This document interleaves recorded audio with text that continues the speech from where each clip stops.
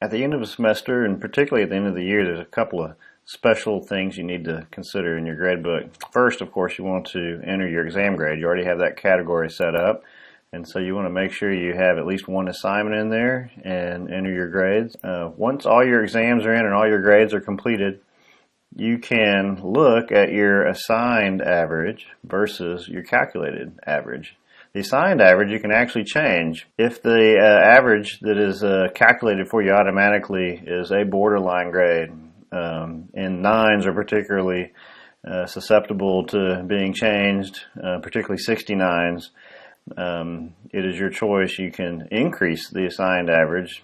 You just can't make it lower than the calculated average. So, for example, even in this case, maybe an 84 is a borderline grade that could keep someone off an honor roll.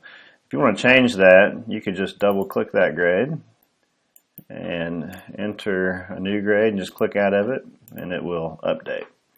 For the end of the year, the end of the second semester, the last thing you want to do is click on that final tab.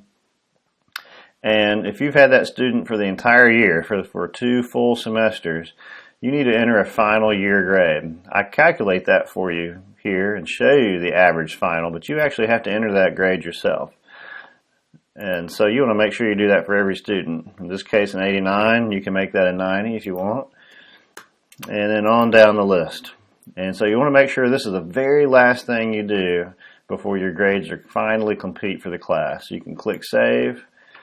And when you have them all done and your class is completely finished and you're ready to submit the grades, check off that those grades are correct. This is your way of confirming that you are completely done. And once you check that off and click Save, then your gradebook will be locked. You won't be able to make any future changes, so make sure that you are truly done before you check those boxes off and click Save.